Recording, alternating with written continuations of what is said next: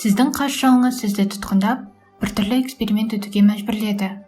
Ол сіздің жеке жүйеңізді бір ұзын нейрон етіп, 70 метр қашықтықтағы нысанаға дейін созды. Бір кезде ол жебені ататын болады.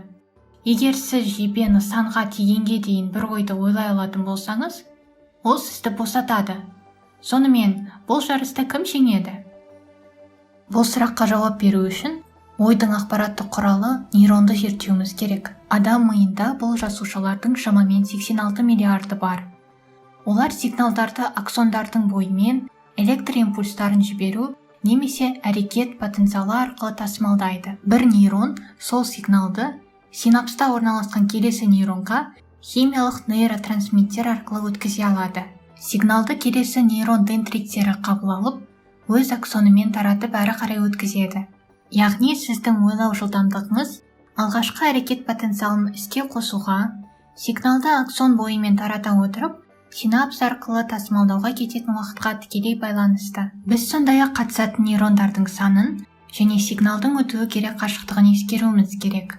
Қанекей, мысал ретінде мұның қалай болатынын тізе буыны рефлекс арқылы бақылап көрейік. Сіздің папиллярлық сіңіріңізге жасалған соққы нәтижесінде туындаған электр импульсы сенсорлық нейрон арқылы сіздің омыртқаңызға дейін жетеді. Бойы 5 фут 5 дюймді болатын адамда бұл нейронның ұзындығы 1 метрді құрайды және соққыға жауап орта есеппен 15-30 миллисекунд аралығында қайтарылады.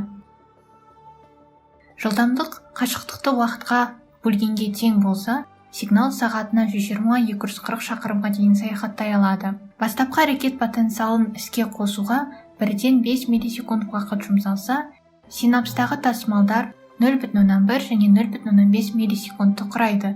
Демек, аксондағы тасымалдар ең көп уақытты алады. Бұл орташа жеке нейрон сигналдарды 180 км/сағат жылдамдықта таратады деген зерттеулер нәтижесімен сәйкес келеді. Бірақ жылдамдықты миелинизациямен және аксон диаметрін ұзарту арқылы арттыруға болады. Миелин электр тоғының ағып кетуінен сақтайтын, аксонды қаптап тұратын майлы қабық. Бұл күрделі факторлар әрекет потенциалының жылдамдығын сағатына 432 шақырымға дейін арттыра алады. Мұнда көптеген нұсқалар бар.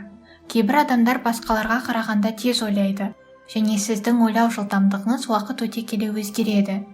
Атап айтқанда, жасыңыз ұлғая келе аксондарыңызды қаптаған миелин қабығы тозып, басқа нейронды құрылымдар бұзыла бастайды. Бастапқы тәжірибеге қайта оралайық. Садақтардан атылған жебелер орта есеппен сағатына 240 шақырымға ұшады. Бұл дегеніміз, егер сізге жеткілікті мөлшерде ұзын, миелинді немесе үлкен диаметрлі нейрон берілсе, сіздің ойыңыз шын мәнінде жарыста жеңіске жетуі мүмкін. Алайда, жебе мен ой бір уақытта сөреден шықпайды. Алдымен жебе атылады, сонан соң оны түсінгеннен кейін сіздің сигналыңыз өз жолын бастайды. Кескіндерді немесе музыканы өңдеу, өзіңмен жеке сөйлесу және де естеліктерді еске түсіру барлығы күрделі жеке жолдарын қажет етеді. Бұл әрекеттер тізе буыны рефлексінің алгоритміне еш ұқсамайды. Бұл ойлардың пайда болу жылдамдығы көбіне тұрақты.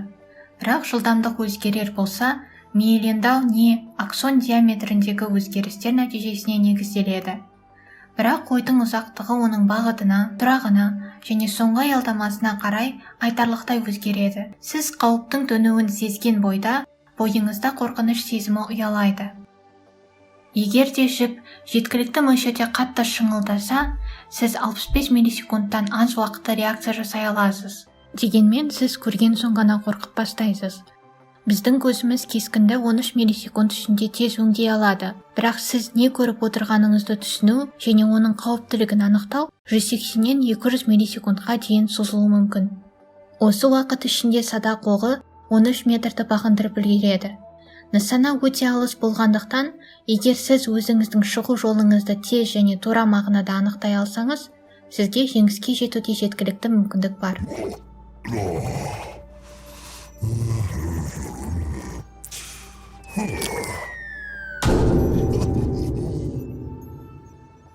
Сіздермен болған IQ, инемен құдықты бірге қазайық.